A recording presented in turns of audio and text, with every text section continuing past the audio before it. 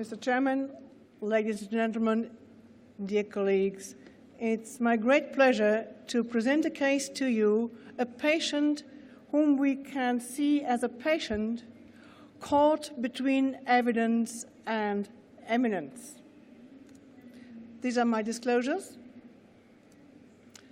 And before discussing the case, I would like to remind us what are the inclusion criteria to be included as a patient in Garfield. Among others, these are newly diagnosed non-valvular AF patients and at least one additional investigator-defined risk factor for stroke. We need to keep that in mind to better understand our patient.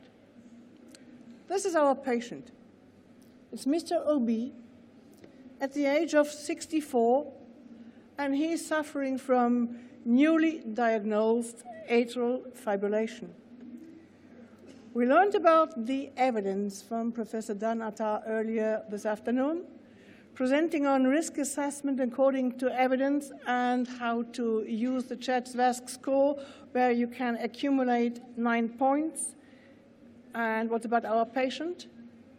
Our patient has a CHADS-VASc score of 0, because none of these evidence-based points apply to our patient.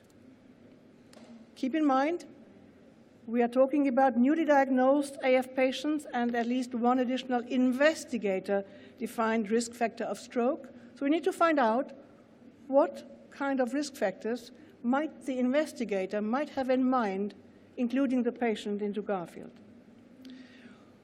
We also learned earlier this afternoon from Professor Sam Goldhaber about the clinical pathways and atrial remodeling, that there may be a bridge between obesity and AF, and he does discuss that in detail. So perhaps obesity is the key issue, being so closely linked to AF patient. And if you ask yourself, perhaps you also may have in mind that an obese patient is prone to develop AF. And indeed, we, as already shown, we see patients with obesity included in Garfield. And this is our patient. Mr. OB has a body mass index of 33, and he also has hyperlipidemia. So maybe that is the reason why the investigator decided to include the patient in Garfield. So the patient has been included, and now my question to Professor Bernard Gersch is, would you prescribe anticoagulation therapy to this patient, Bernard?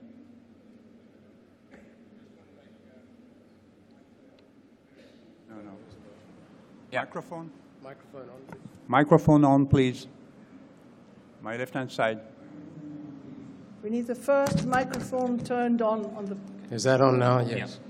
So I have one disclosure, and that is that I really cannot remember the coagulation cascade for more than an hour or two. But given that, I don't think it'll affect the discussion of this case. So the question here is, would we anticoagulate him now? Now, strictly based upon the guidelines, the answer is no, because his CHADS-2 score and his CHADS-2 VAS score is 0. But he's 64, and he's obese, and I would predict that the only thing that won't change over the next 365 days is he will not change his sex. He will not become female and will remain male. But he's going to turn 65, which is a CHADS-2 VAS of 1. With a BMI of 33 and a weight of 116 kilograms, he's at very high risk of developing hypertension if he doesn't have it already, because he's probably got sleep apnea. And thirdly, I wonder what his glucose tolerance is. So the answer is unequivocally, I would start him on anticoagulation at this stage, because we're going to over the next few months. The one comment I wanted to make about CHADS-2 and CHADS-2 VAS, I agree that the CHADS-2 VAS score is the best we have available, but I would make one point, and it relates to the talk by Dr. Goldhaber and others. The CHADS-2 VAS score or the CHADS-2 score does not predict left atrial thrombus. It predicts events. It also predicts recurrence after radiofrequency ablation. It also predicts myocardial infarction. But it doesn't, at least in 1 or 2 studies we've done, predict left atrial thrombus. It predicts vascular disease. And none of these scores, if you look at the C statistics, they're about 0.65, which is not very strong. So it's the best we have available. I agree with the guidelines. I would anticoagulate him. Okay. So our investigator prescribed vitamin K antagonist, for example, warfarin. However, it was difficult to keep the patient in the target range of INR between 2 and 3. In fact, the patient's frequency in range, measured as a proportion of INR recordings in the therapeutic range, was only 60%. I think, Bernard, we can call this patient being a poorly anticoagulated patient. Dear ESC Congress 2014 participants, we kindly remind you that the inaugural session will commence in 15 minutes in room Barcelona, located in the central village. Participants are asked to make their way to the session room. So, having heard this, I think I make some house advertising about a session next Tuesday. We are cordially invited to join us for our poster session on Tuesday afternoon here at ESC. In fact, we will not present the link between obesity and INR control, but INR control is a crucial part of this poster, and we will report on the association between poorly controlled patients and bad outcome, such as stroke, major bleeding, and all-cause death. So you are welcome next Tuesday. Sylvia, you said the time in the therapeutic range was about 60%? Right. So that's not far below the time in the therapeutic range in most of the trials of the NOACs. In fact, I think the highest in the therapeutic range was Sweden, about 72%. In the United States, on an average, it's about 65.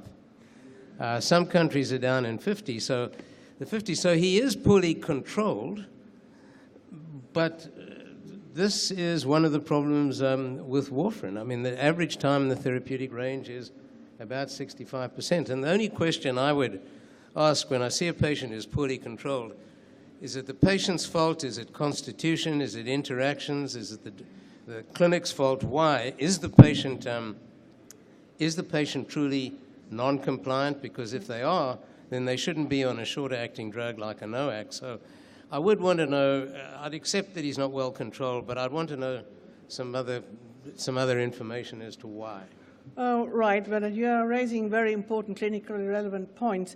I think it's not only because of all these interactions with diet, but also compliance may play a role. And we are far away now claiming that any obese patients, by being obese, need to be poorly controlled. However, first evidence now, and that is very preliminary evidence, is coming up from GARFIELD. We went back to come up with a subgroup analysis for this meeting. And what you see here is the effect of body mass index on frequency in range of INR. And what you can see, there is a relationship between body mass index and frequency in range, which is described by a reverse U-shaped curve with a maximum at body mass index of 30 kilograms per square meter. The FIR, the frequency in range, is in fact increasing up to a body mass index of 30, but for patients with higher body mass index than 30, the FIR is decreasing as the BMI is increasing. So this needs further exploration, and of course this review is work in progress, and hopefully we have other opportunities to present on this. But all the other points, of course, are very valid. You mentioned already for vitamin K antagonist control. Just one comment. I live in an area of the United States where there's a lot of obesity, up in Minnesota. I also live in a very small town that is controlled basically by the Mayo Clinic, and where most of the population have a very strong Scandinavian ancestry, and they're extremely compliant. You know what our time in the therapeutic range is? It's about 89%. Now, I don't think that's the real world, but it really does raise issues that go way beyond obesity and just patient-related factors and the adequacy of anticoagulation. You're absolutely right. There are many factors which can play a role. And let's go back now to this patient. Now, this patient, in fact, has celebrated his 65th birthday. And with his body mass index, he now accumulated 1 point just by having celebrated birthday in the Chatsworth score. And he also has now diabetes and suffering from hypertension. So this is closely linked, as Professor Gersh already mentioned. So this is a case which now, according to evidence, is a case for anticoagulation as well. But Bernard, now the patient is on vitamin K antagonist, and would you now recommend to convert the patient to one of the new oral anticoagulants?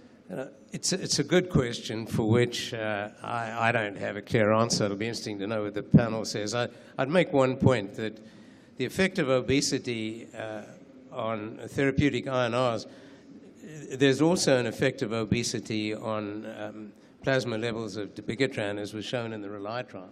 And in fact, there's a nice case report of a patient who had a stroke on dabigatran in the New England Journal of Medicine. But that patient was way heavier than this person. So the relationship between obesity and anticoagulation applies to the NOACs as well as to the vitamin K antagonists. I would want to know whether this patient is compliant. If he was compliant and poorly controlled on warfarin, I think that's a good indication. We could try a NOAC. If he's not compliant, then I'd be very worried about short-acting novel oral anticoagulants. So I'm going to give a qualified yes, but I wonder what someone in the panel will have to say. What's the panel thinking? Yeah, so let's move down the line. John, what would you do? Would you convert this patient from a vitamin K antagonist to a NOAC as a result of the change in their risk? No, I wouldn't necessarily. I think Next microphone. Let's have them all Microphone. on. Yeah. I was saying. I can give you my microphone. Yeah, you can have mine. There you go. I was saying that I wouldn't necessarily convert this patient unless I was very convinced that the variation in the INR control was related to something like interactions with other medications that he's taking or something of that sort, because it's highly likely that it could be related to a problem with adherence to therapy or persistence with therapy, and that would be a very bad mistake to convert from warfarin to a NOAC, and I think Dr. Gersh has already explained that. I don't know the mechanism for the poor control in obese patients. I've just seen those data for the first time, but it may well be related to a compliance issue. Absolutely, and I think the compliance issue is absolutely crucial. And the bottom line is that when we have concerns about compliance, these are not the primary candidates for the new oral anticoagulants, because we do not have routine monitoring in place. However, the patient, by the investigator, has been converted to a new oral anticoagulant. Now the next question, Bernard. Would you monitor the anticoagulation therapy in this patient now? Sylvia, before I give an answer, can I throw a question back to you? And that is, there is a fourth option, another option with this patient, and that would be one we use very intensively at home, and that is to use home monitoring for INR. So this depends upon the patient's intellect and compliance. But that's, I was going to say, would you consider that? We don't know much about the patient. We don't know if the patient could do it, but certainly many patients can. And would you think that's a reasonable option? Well, it may be a reasonable option. It leads us back to the point that monitoring is crucial in warfarin patients. On one hand, we wanted to get rid of routine monitoring, measuring the INRs, but on the other hand, we have the patients under control. And that's a good issue for warfarin. And when compliance is an issue, the new oral anticoagulants where we are flying blind and we don't have home assessment and quality and anticoagulation control assessment at home, I think these are not the primary candidates. But this investigator now staying with this patient, the physician put the patient on the new oral anticoagulant and wants to monitor anticoagulation because the investigator has read the New England paper last year with a case report on the very obese patient, as you mentioned already, with a thrombin inhibitor and suffering from stroke. But if you want to monitor, can we give guidance how we do the monitoring? What is your and the panel's answer to this question? Well, I think here the answer I would give this.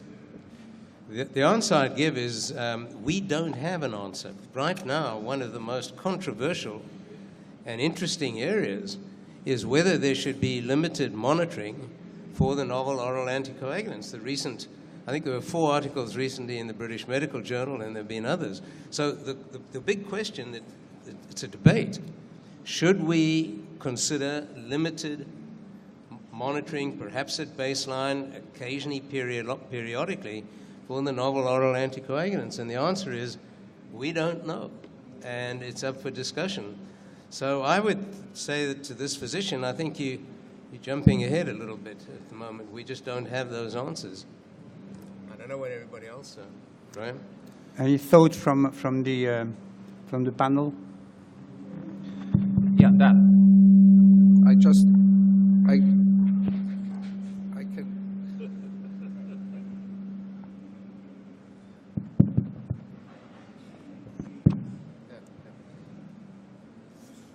So I can only resonate what we just have heard.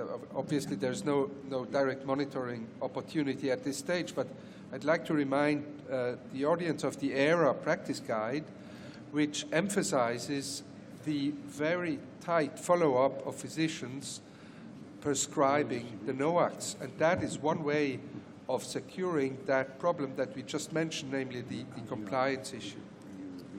Well, Graham?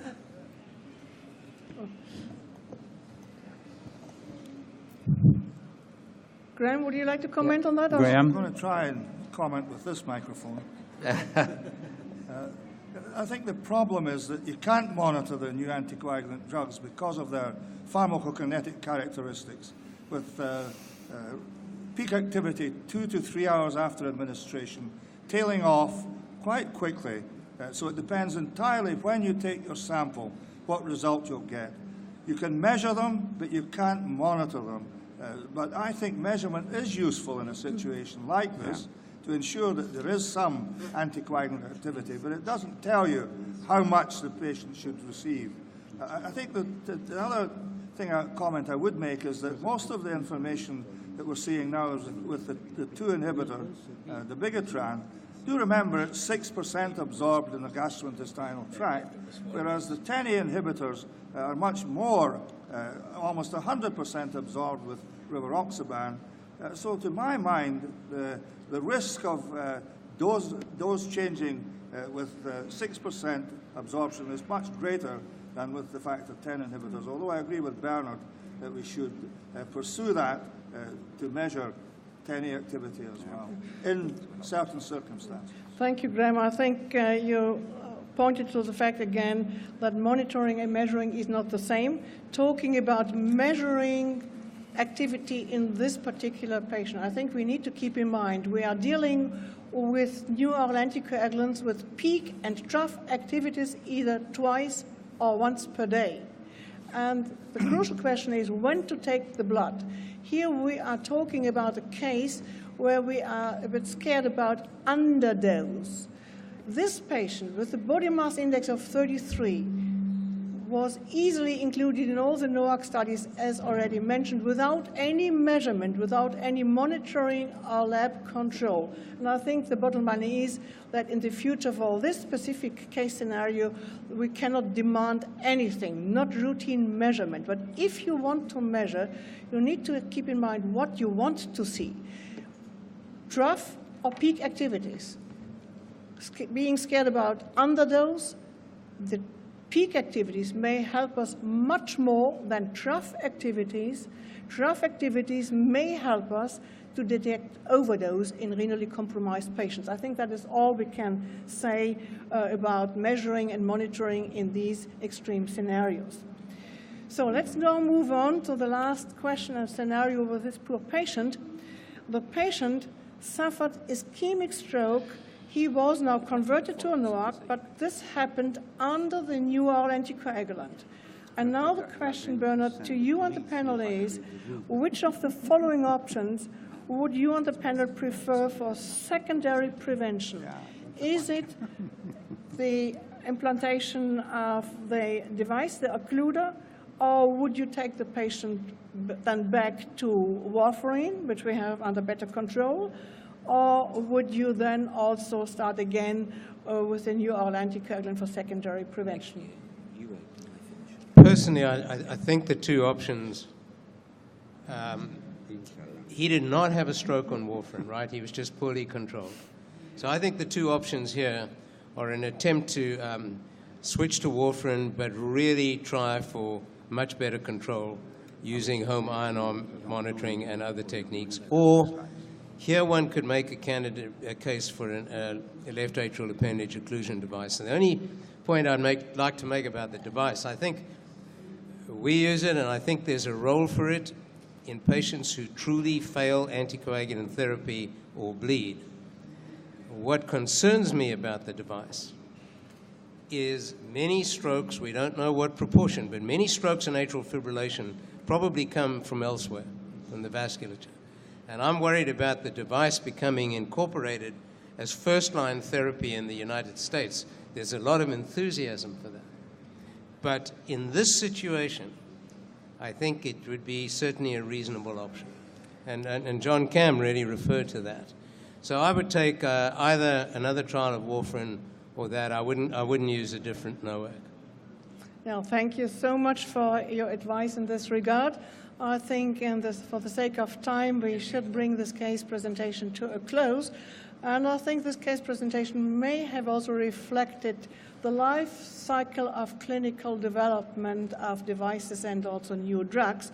We are now here coming from the randomized controlled trials, and now we have talked about real-life experience, registry experience, but our experience and our discussion now shows very clearly that now we are firing back with newly generated hypotheses to have more randomized controlled trials to give us then evidence-based answers in the near future, in particular to help us even better to manage this case.